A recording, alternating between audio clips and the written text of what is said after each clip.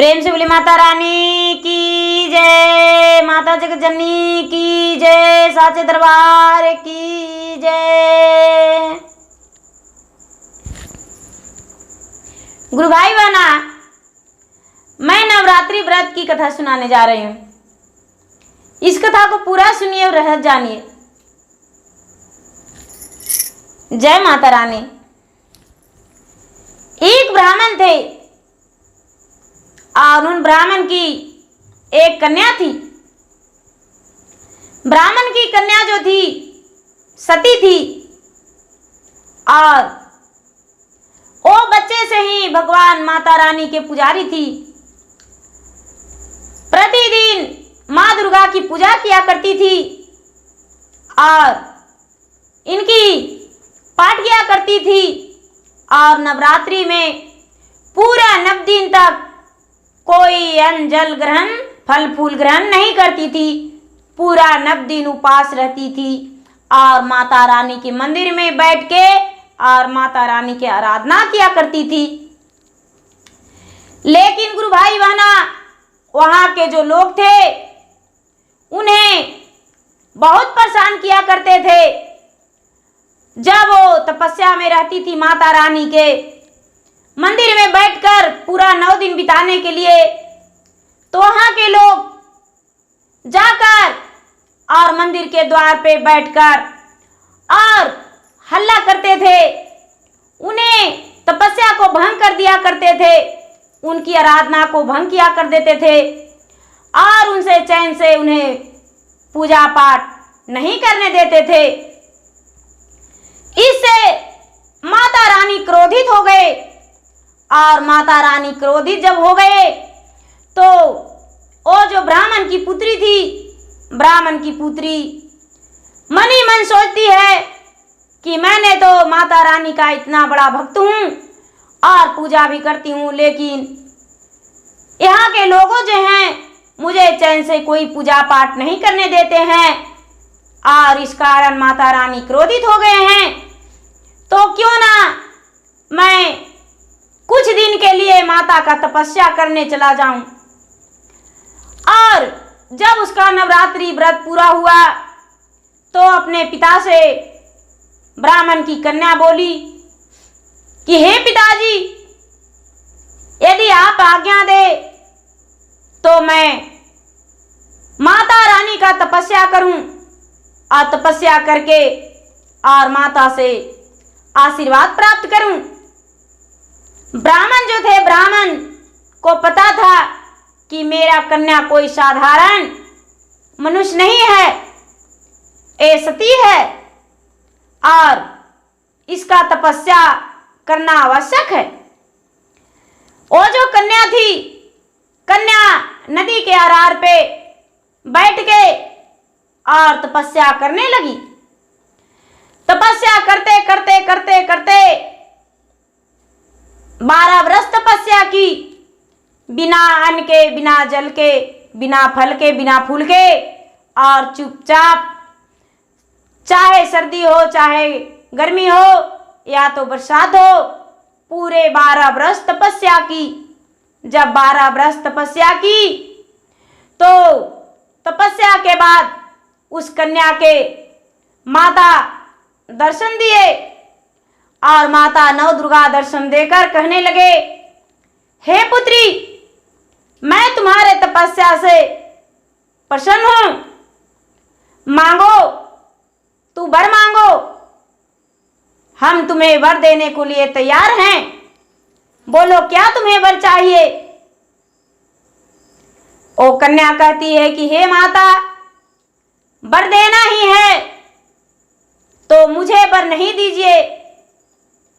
मैं यही चाहती हूँ कि मैं जिस गांव में रहती हूँ और जिस पिता की कन्या हूँ, उस गांव का लोग मेरा तपस्या भंग नहीं करे और वहाँ के लोग मेरे भावनाओं को समझे और लोग मिलजुल कर मेरे साथ पूजा पाठ करे, नवरात्रि व्रत करे, उन लोगों का मनोकामना पूरा हो।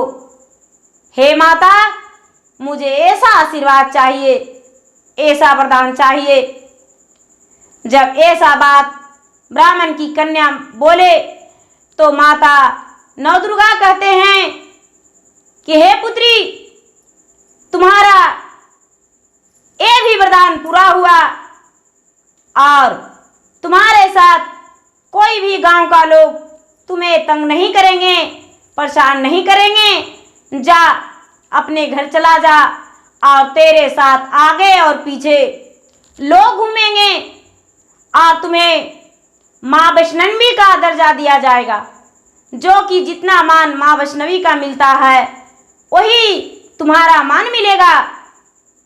और जिसको जो भी तू कहोगी वो तुम्हारा आशीर्वाद लोगों का लग जाएगा।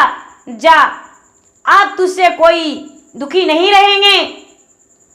जब ऐसा बात माता दुर्गा बोले, नवदेवी बोले, तो ब्राह्मण की कन्या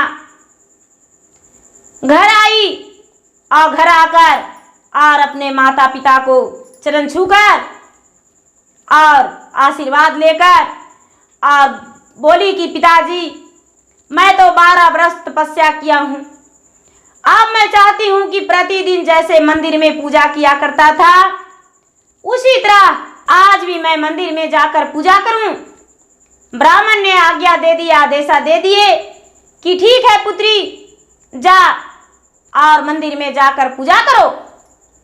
और जो ब्राह्मण कन्या थी उस वक्त भी सर्दीय नवरात्र चल रहा था, आश्विन मास। जब पहला दिन नवरात्र शुरू हुआ तो ये जाके हवन करने लगी और दुर्गा पाठ कथाएं पढ़ने लगी और पूजा माता रानी की करने लगी।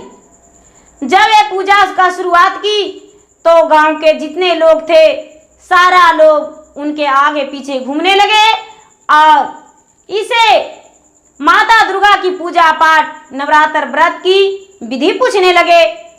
जब विधि पूछने लगे तो ये ब्राह्मण कन्या प्रसन्न होकर मन ही मन सोचती है कि चलो मेरा माता रानी का तो आशीर्वाद कुशल रहा और यहाँ के लोग मुझे साथ दे रहे हैं।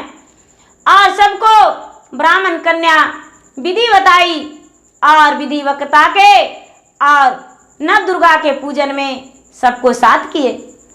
जब सब नव दुर्गा के पूजा करने लगे और पूजा पाठ करके जिस दिन 9वां दिन हुआ, हवन के दिन 8वीं के दिन तो सारा लोग मिलजुल के माता दुर्गा को पूजा किए और उनका भजन किए। उनका जो भी सामग्री था चुंदर चढ़ाए, श्रृंगार चढ़ाए। 9वीं के दिन हवन करके कन्या का भोजन करवाए और भोजन करवाकर और जब सारा लोग घर गए तो उनका घर में तो खुशियां ही खुशियां भरा था, मंगल छा रहा था और सबके घर में अलग खुशहाली था। कोई कहते हैं कि मेरा पति का तो कुशल पूर्वक काम लग गया है, नौकरी लग गया है, तो कोई कहते हैं मेरा बेटा जो था पढ़ाई लिखाई में फर्स्ट आया है। सब अनेक प्रकार के खुशियां उनको छा गया। अब सारा लोग इस ब्राह्मण की कन्या को वैष्णवी कह के बुलाने लगे कि ये वैष्णवी का रूप ब्राह्मण की कन्या अवतार ली है और हम लोगों का ज्ञान दी है और इसे हम लोग वैष्णवी मान के पूजा करेंगे, इनके साथ पूजा करेंगे। जैसे लोग धाम जाते हैं वैष्णो धाम और वैष्णो के पूजा करते हैं, तो मैं इन्हें वैष्णवी मानकर और इनके साथ माता को पूजा करेंगे। ब्राह्मण की कन्या के साथ सारा लोग पूजा पाठ करने लगे और उनके साथ मंदिर जाने लगे और नव दुर्गा की पूजा पाठ करने लगे। माता रानी का पूजा पाठ करके कन्याकुमारी का भोजन कराने लगे और हवन कराने लगे। उनका अपमानित कोई भी नहीं करने लगे और ब्राह्मण को भी बहुत वहाँ के लोग मान सम्मान देने लगे। कोई भी वहाँ के लोग दुखी नहीं रहने लगे और नव दुर्गा की पूजा पाठ करके सारा गांव में सुख शांति मिल गया। ऐसे भी लोग कहते हैं कि नव दुर्गा की पूजा पाठ करवाते हैं और जो हवन करते हैं, जितना दूर तक उसका धुआं फैलता है उतना दूर तक जगह पवित्र हो जाता है और उतना दूर तक सुख शांति हो जाता है।